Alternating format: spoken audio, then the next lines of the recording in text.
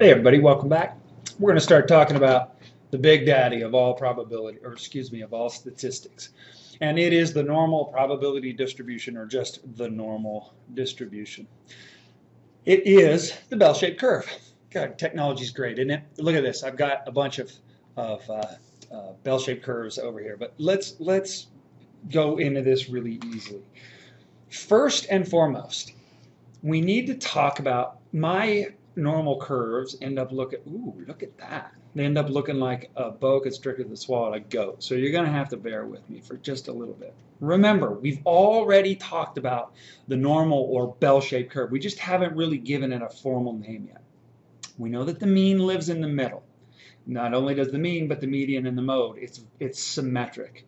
Okay, we know that the standard deviation, if I come out here where the curve is, if I go one standard deviation away from the mean, I pick up 68% of the data.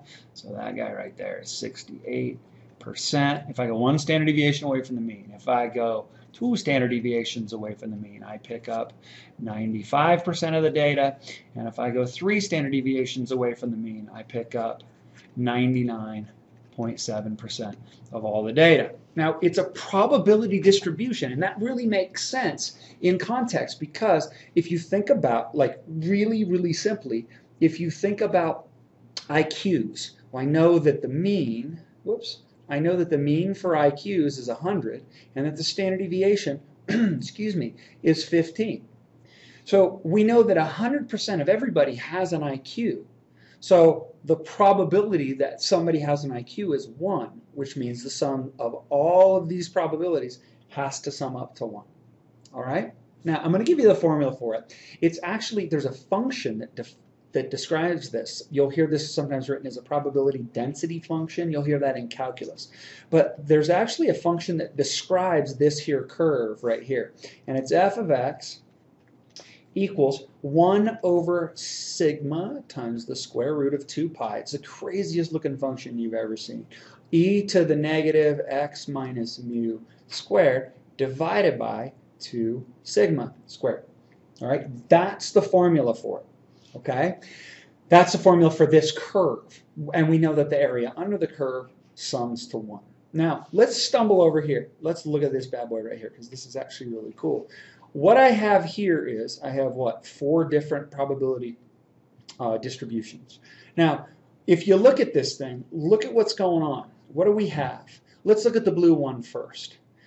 The blue one has a mean, because it lives right here in the middle. We know that the mean is equal to 0, all right? And this tells me that the variance is equal to 0.2, all right? Now, if the variance is equal to 0.2, then I know that the square root of 0.2, excuse me, that the square root of 0.2 is 0.44. All right? Which means that all of the data, because the standard deviation is really small, it's packed in there really tightly.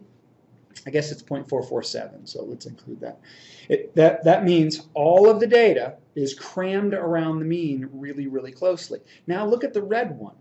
For the red one, ooh, I got colored pencil. I could have done that other one in blue. That would have been awesome. For the red guy, down here, I know that the mean is equal to 0 as well. Notice it's centered right here.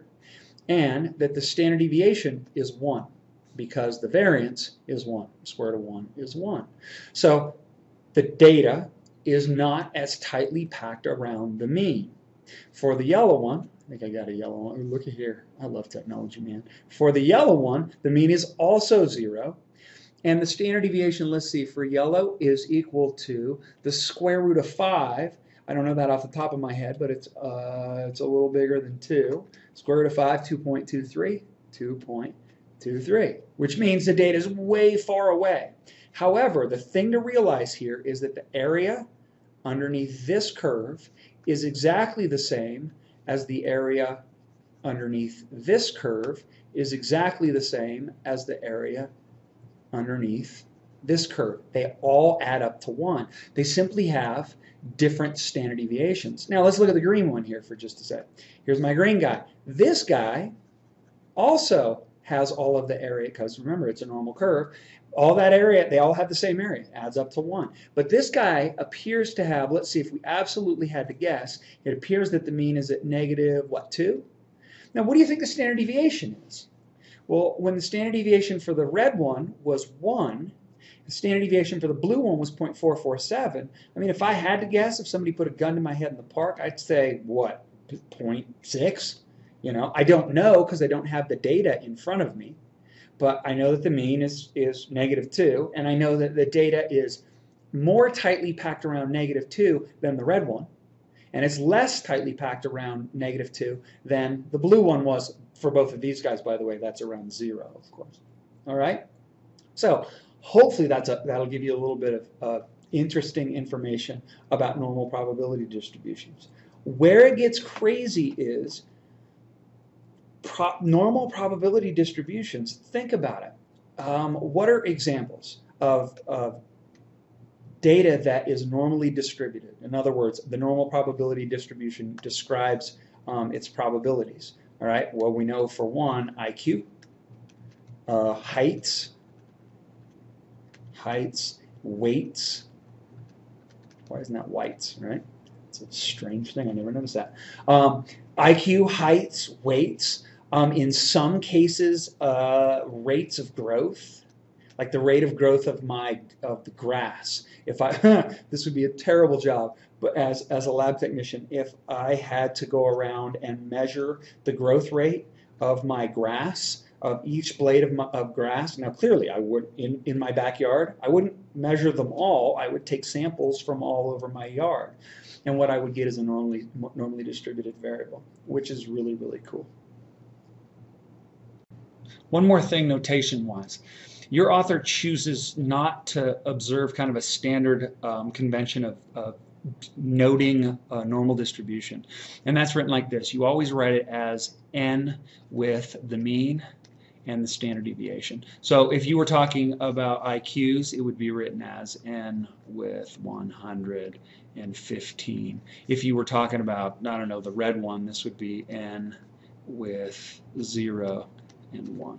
Okay, so again, that's just a notational thing. So let's get back to playing around with some more normal distribution. All right, now, here's the problem. If there are so many different variables that distribute themselves normally, in other words, there's so much data that looks like a normal curve, how can this be useful? You know, if, I don't know, the average lifespan of a freaking dung beetle on the Saharan desert. Do dung beetles live on the Saharan desert? I don't know. But let's assume that they do. And I'm trying to study them, and I'm trying to use one of these curves to figure out probabilities from. How am I going to find one of those? You know what I mean? Is there going to be a book that's got one of those curves published in it? Of course not. I would have to make it my own. So what we have, and this is the MoDaddy of all normal distributions, it is the standard normal. All right, the standard normal curve. And this is the granddaddy of all normal curves. And I'll show you the power of this in just a little bit, but not yet. Just be patient with me for a second. Distribution. All right. Now, the standard normal distribution has just the best mean and standard deviation ever. It's 0, 1. All right. So when I do this, like that, I know that this guy is 0, and I know that the standard deviation is 1. All right? It's called a standard normal because of this. I mean, we know where it's centered, and we know what its standard deviation is. And it really, which is to be demonstrated, excuse me, it's incredibly useful that we have this standard normal distribution, because I'm getting a little ahead of myself, so bear with me for a sec, but it's so powerful because, believe it or not, I can take any normal distribution and I can suck it down. I can distill it to the standard normal distribution. That looks like standard normal distribution. I can turn any normal distribution into the standard normal distribution by a really, really simple formula. But we'll get to that in just a little bit. Before we do anything further, I want to show you how to read probabilities off of this standard normal distribution. All right? So, but let's think about this for just a sec. They're not too, yeah, that one looks pretty bad. All right, think about this. I know that guy right there, oops, it's hard to dot with this thing. That guy right there is 0. We know the signal is 1. Now, Unlike our probability distributions in the past, where our values had to do with discrete values. Remember, if I stumble back here to say the binomial, I mean, look at these. These are discrete values. This is 0, 1, 2, 3, 4, etc. Unlike those, the standard normal distribution has continuous variables. So if you think of these down here as the data values, then these are continuous. And then if I think about it here, like this area right here, this right here is the probability. That area down there. Because remember, the area of the whole, all of the area underneath the curve adds up to 1. It's a probability distribution. So this curve, in theory, is supposed to be spitting out probabilities. Okay? So, and we'll get into that here in just a sec. But let's play a little bit with a chart, and we'll see if you can start wrapping your brain around really the power of the standard normal distribution. Okay?